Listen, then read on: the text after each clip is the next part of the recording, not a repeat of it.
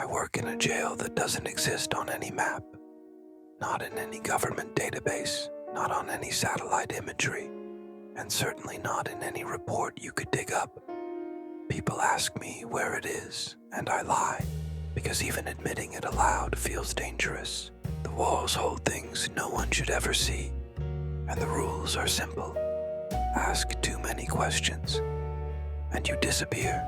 I shouldn't be telling you this, but if you keep watching, you're already involved.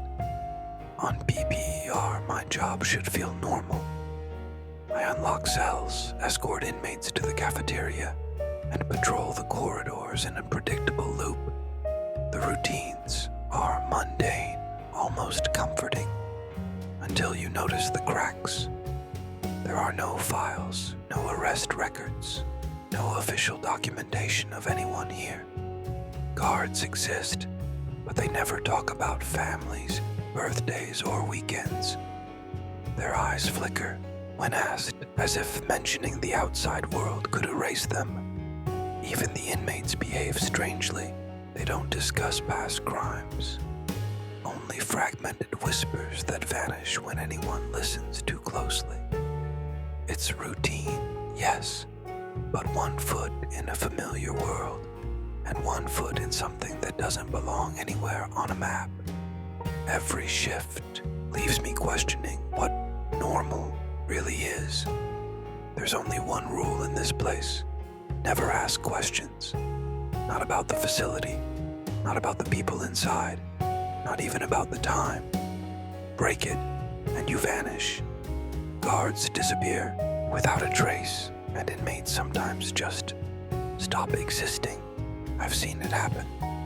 An officer hesitates for a second too long, and the next day their locker is empty, their name scrubbed from the roster. Nobody speaks of them afterward, not even in whispers. The fear isn't subtle. It's a living, breathing presence that hangs over every corridor. I should have stopped asking, but curiosity is a virus here, and once it takes hold, it doesn't let go.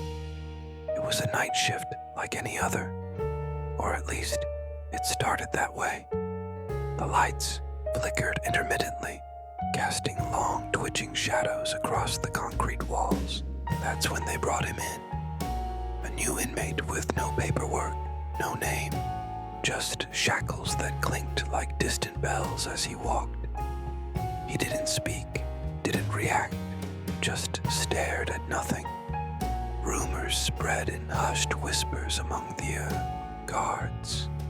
Something about his arrest, something not listed in any criminal code, something impossible to explain. What unsettled me most were the symbols etched into his skin, geometric shapes that seemed to crawl and shift when you weren't looking directly at them. Even the air around him felt heavier, almost wrong, like he carried a piece of a world that didn't belong here. That night, I realized normal rules didn't apply. I never meant to hear what I did, but walls have ears. Or maybe it was the corridors themselves. From a barely cracked door, I caught the higher-ups talking in low, urgent tones.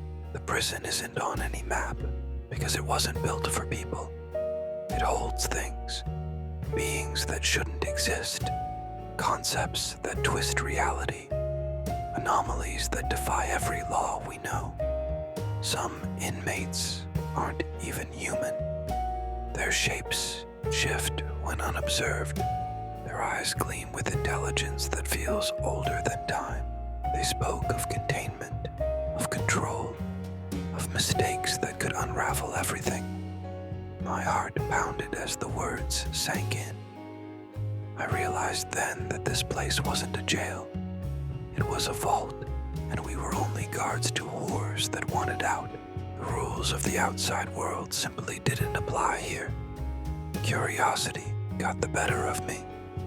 One night I slipped past the cameras and the guards' blind spots, creeping into the restricted wing. The doors there weren't numbered or named. They were labeled with strange, cryptic codes that made no sense. A cold draft seeped through the corridor, carrying whispers that seemed to come from everywhere and nowhere at once. Then I heard it, my full name, spoken softly but clearly, curling through the air like smoke. My blood ran cold. No one should know it here. No one should even be able to speak it aloud. I froze, trapped between the urge to flee and the irresistible pull to see what lay behind the door calling me. I opened the door, and the world inside refused to obey logic. Shadows crawled across walls against the light, bending at impossible angles. A prisoner smiled at me. No face, just the curve of a grin suspended in the void. The other inmates chanted in unison, a rhythm that felt older than anything I'd known, echoing in my chest like a drum of warning. Before I could react, hands grabbed me, guards, but their eyes were wide with fear, not authority. They dragged me back into the hall, their grip iron tight. "Never speak of this," one hissed, "or you'll be next." My silence became a lifeline I could never break. Since that night, the whispers haven't stopped. They slip through cracks, curl around my window, and speak my name as if they know every secret I've tried to bury. If you ever hear yours, don't answer. Whatever's calling is patient, and it always remembers.